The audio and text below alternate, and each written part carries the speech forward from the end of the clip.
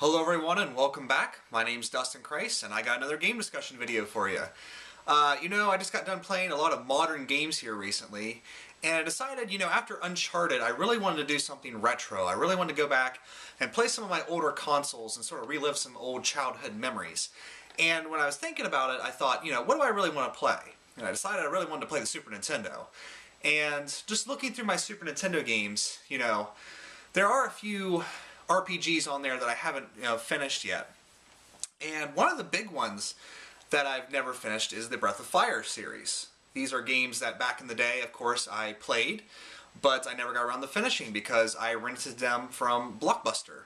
And you'd go and you'd rent them on Friday and you'd have to return them Monday morning. So unless I pulled a Chrono Trigger weekend, where I beat Chrono Trigger in just one setting, not one setting, but well, pretty much. I just stopped to sleep and eat and go to the bathroom. But beat Chrono Trigger in one weekend, but I was never able to do that again, and I certainly wasn't able to do it with this game. But finally pulled it off the shelf, blew all the dust off of it, and threw it in and played it and had a pretty fantastic time with it.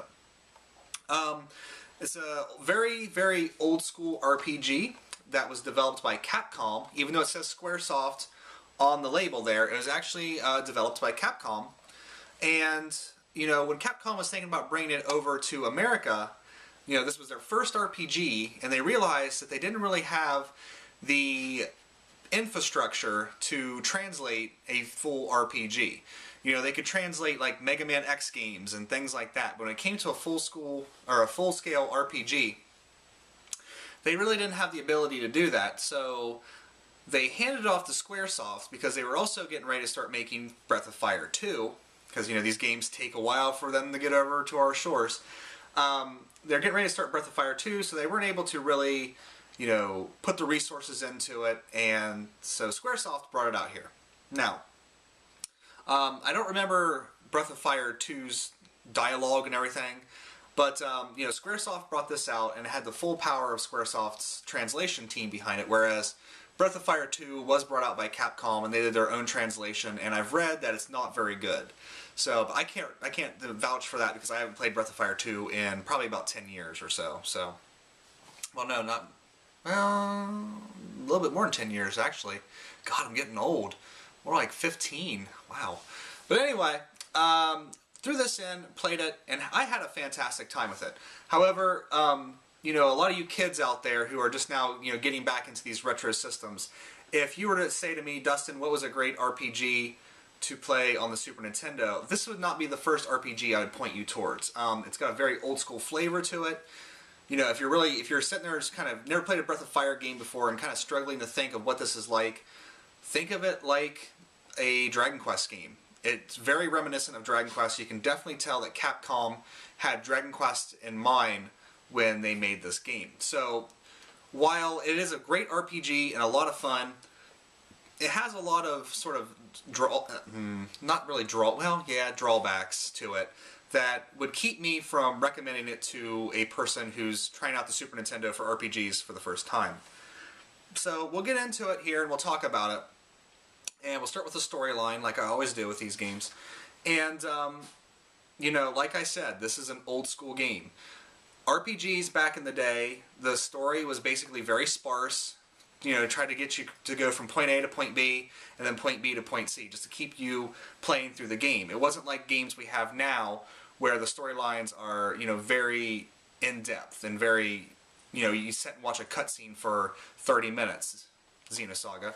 But, what story is there is actually pretty good. It's a very bare-bones story. You're not going to get a lot of character detail and things like that. But it tells the story of a war between two dragon clans, the Light Dragons and the Dark Dragons. And essentially, in the beginning of the game, the Dark Dragons sort of come in, sneak in the middle of the night, and just sort of bitch slap the Light Dragons, just sneak attack them, and basically wipes out the entire village except for a few people. And one of those people is the main hero, whose name in the game is actually Ryu. But, of course, like any old-school RPG, you can change his name to be whatever you want. I changed it to be the first 4 letters of my name, like I always do. So, this, of course, This character is the descendant of the great light dragons and has the ability to eventually transform into a dragon. So he sets out to sort of seek revenge and save the world from the reign of the dark dragons. And along the way, you meet a very colorful cast of characters. Probably one of the most varied cast of characters in an RPG. And the Breath of Fire series is really known for that. It's really known for having sort of a wacky band of teammates to go along. Like one character named Bo, he's like a wolf, an anthropomorphic wolf that has a bow and arrow. Karn is a thief. You have Ox, who's this big burly guy who can punch walls down, kind of like Dogi. Nina, who is a beautiful princess who has wings. It's just a kind of a really varied cast of characters. And the cool thing about the characters is that they all have their own unique abilities, which I'll get into when I talk about gameplay. But, other than that, the storyline is very bare bones. It's you go to this town and you solve this town's problems, and it kind of ties in a little bit with the main overarching story. But basically you're just kind of solving all these different towns' little problems and eventually getting to the end where you fight the leaders of the Dark Dragons and eventually this goddess herself. And yeah, I can't really talk too much about the storyline because it is very bare bones. If you've played an old school Dragon Quest game, you kind of know what you're expecting here. There's a little bit more character interaction between the characters. Sometimes Nina and Blue will get into a little tiff, but it implies that there's more going on between the characters than there actually is, if that makes sense. But all in all, this is where my heart and soul lies in video gaming. So, after playing like Digital Devil Saga and like Uncharted, these very story-driven games, it's actually kind of cool and refreshing to go back to these, this old school type of storytelling where it really leaves a lot to the player's imagination. I remember playing the original Dragon Quest, and that is about as bare bones story as you can get. It's basically, hey, go save the princess. Oh, okay, you've done that? Hey, go kill the Dragon Lord. That's the storyline to Dragon Quest 1. But, I remember, walking through fields and grinding and just kind of making up my own story as I went along. And while you're not really able to do that too much with Breath of Fire, it does have a lot more story in it than that. It kind of reminded me of that old school feeling.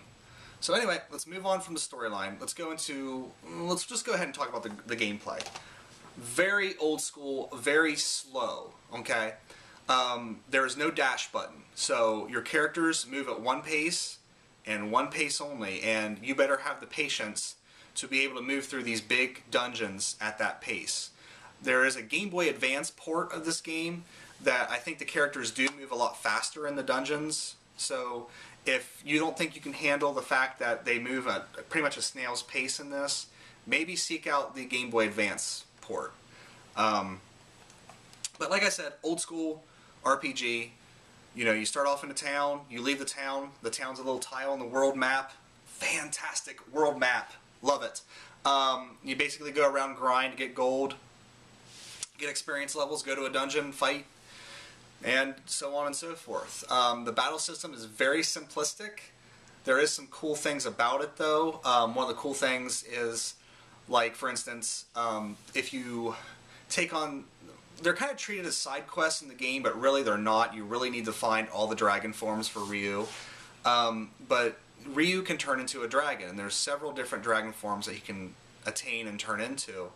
And basically when you get the final one, which is like Agni or something like that, that's all you need. When you get to the final bosses of the game, that final dragon form just makes it a cakewalk.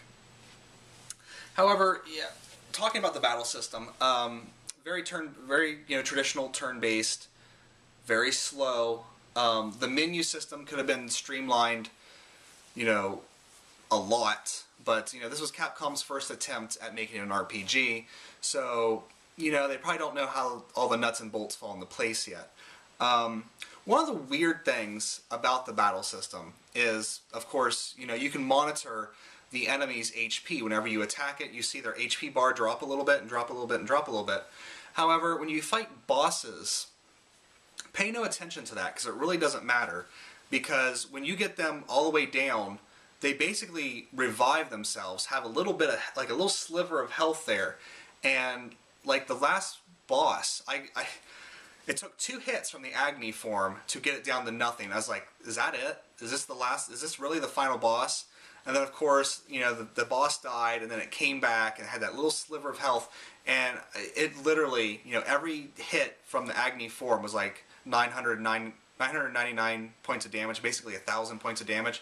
I bet you it had about 20 to 30,000 points of hit points after that point. So it's kind of weird in that you feel like you're like, oh man, this battle's almost over, and then you beat the boss, and it's like, haha, never mind. I got this little sliver of health that's actually like 40,000 hit points. You better start chinking away at that.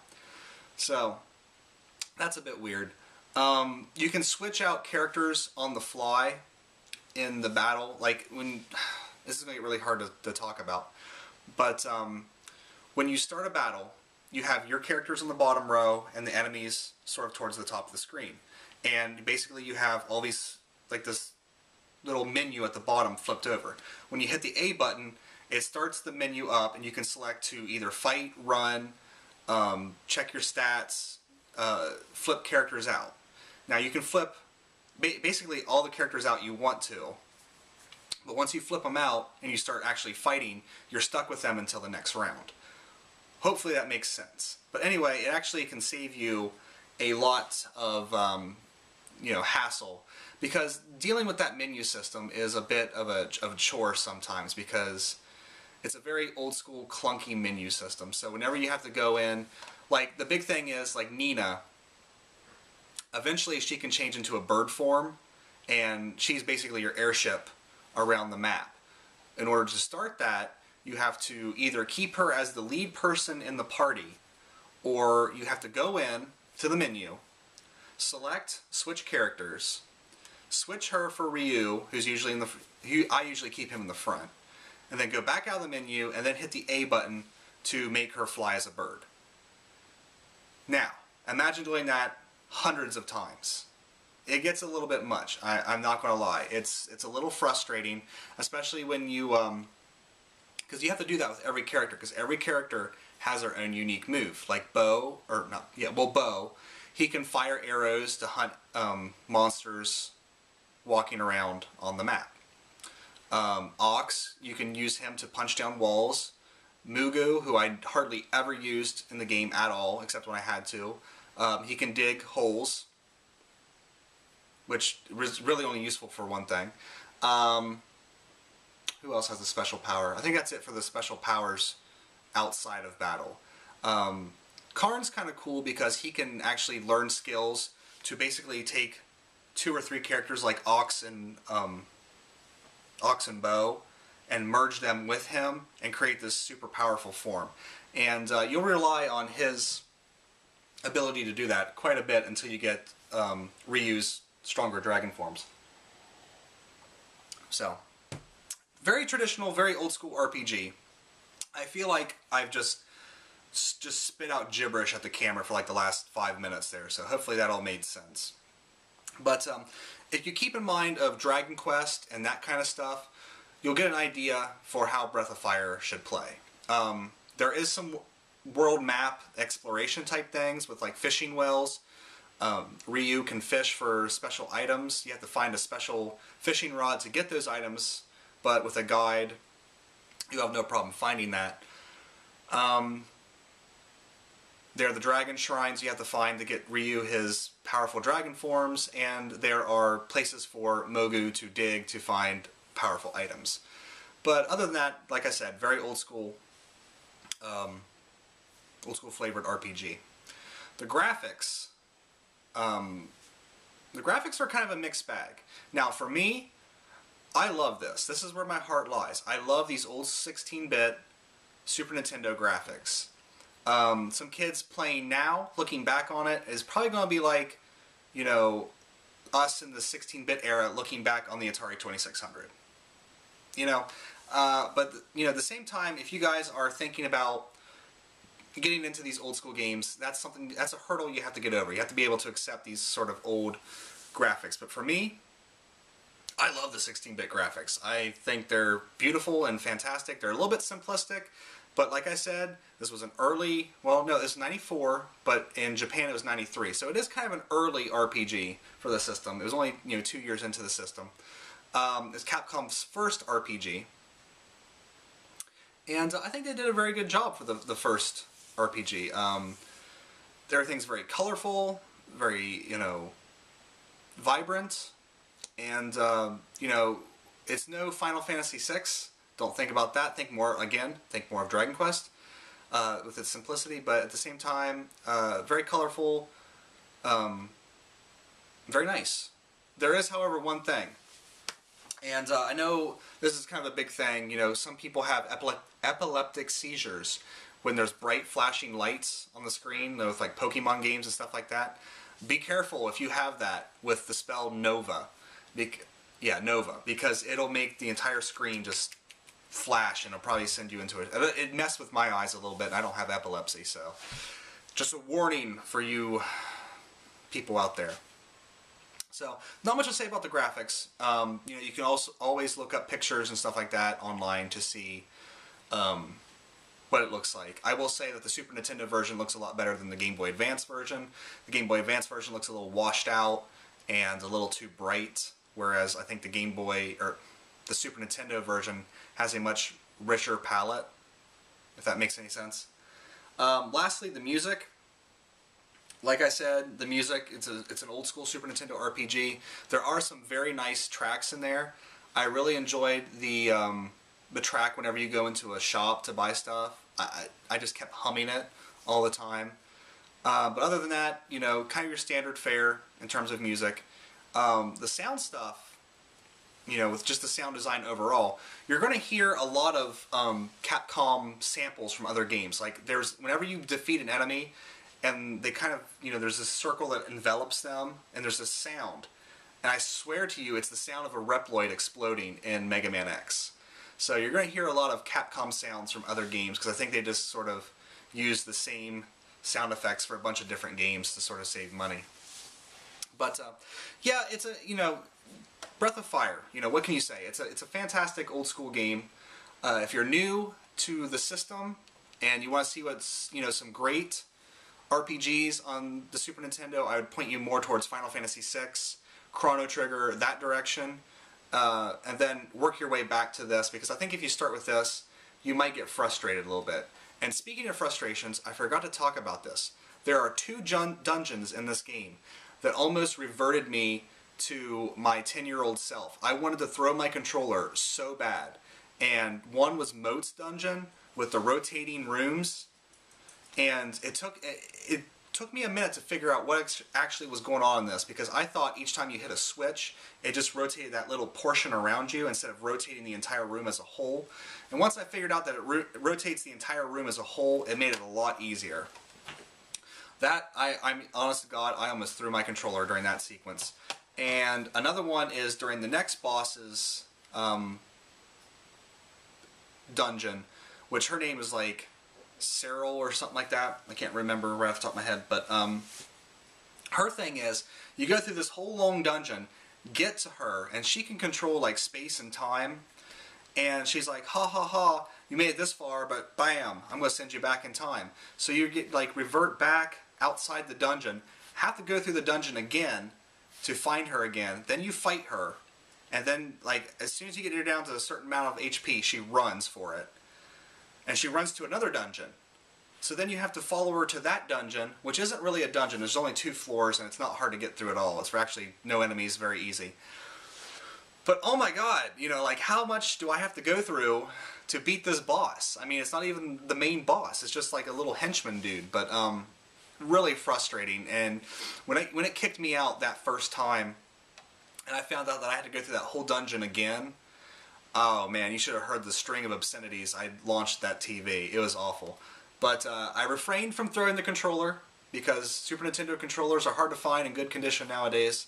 So I want to keep mine in good condition, but there are a couple really frustrating dungeons in here. And so that's, part and parcel why I say, there are some other RPGs that you guys should check out first before you jump into this one.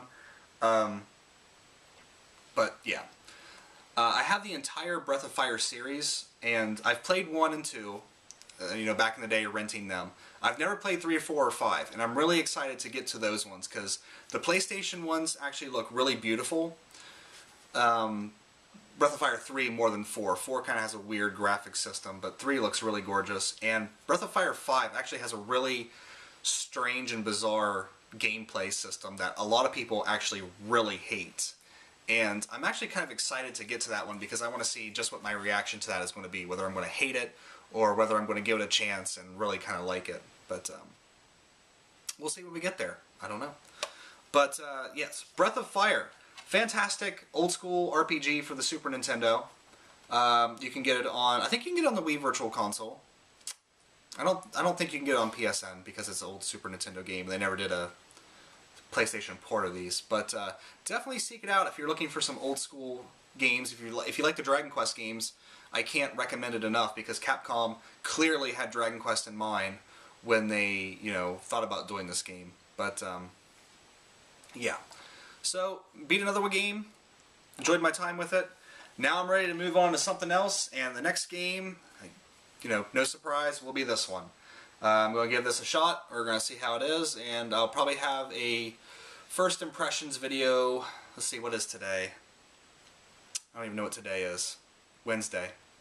Probably have a first impressions video up maybe by Sunday. You know, I might give myself some really good time with it. Maybe I'll finish it by then, I don't know. But, we'll see how this goes. So that is it for this video. Thank you for watching. Hopefully it made sense. I don't know. Sometimes these game discussion videos get away from me and I don't know what I'm rambling about. But that is it for this. Thanks for watching. Hope you enjoyed it. I'll see you next time.